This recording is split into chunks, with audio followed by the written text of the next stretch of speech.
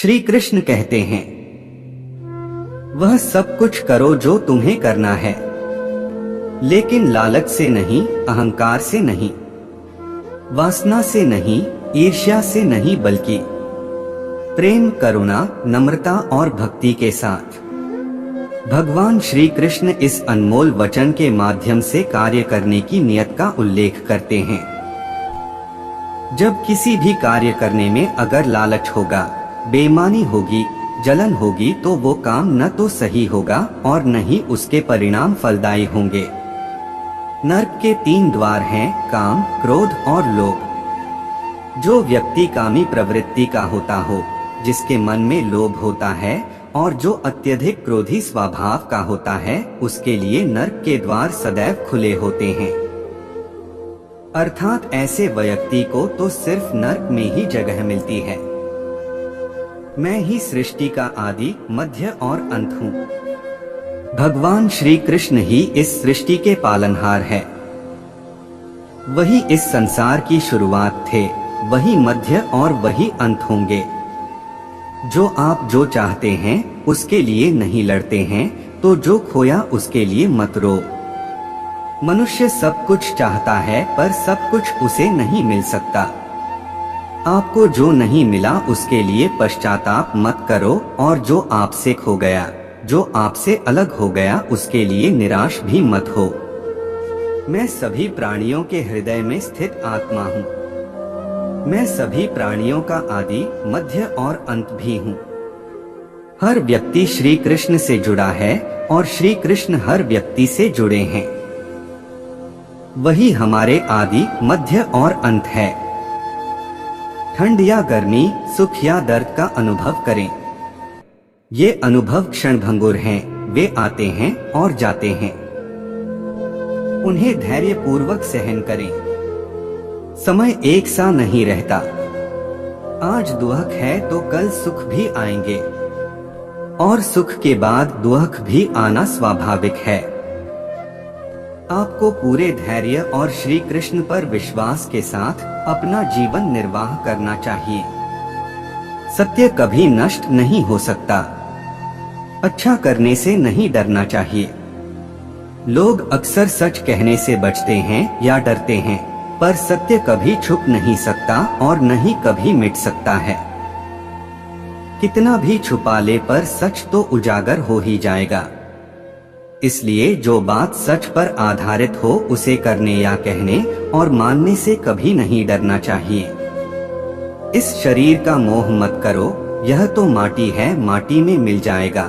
अमर तो आत्मा है जो परमात्मा में मिल जाएगी।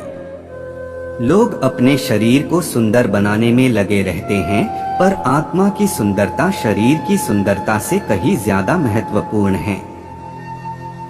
शरीर तो नश्वर है, मिट्टी ही तो है, तो मिट्टी में ही मिल जाता है, पर आत्मा अमर है, इसलिए आत्मा की सुंदरता पर ध्यान दो। आत्मा की सुंदरता अपने को श्री कृष्ण में लीन करने में मिलती है। जो हुआ अच्छा हुआ। जो होता है अच्छे के लिए होता है। कभी कभी विपरीत परिस्थितियां हमारी वर्तमान स्थिति को अच्छा करने के लिए आती हैं। मन चंचल है, इसे और संयमित करना कठिन है, लेकिन यह अभ्यास से वश में हो जाता है। मन चंचल होता है, यह इधर उधर भागता है और किसी भी कार्य की एकाग्रता का दुश्मन है।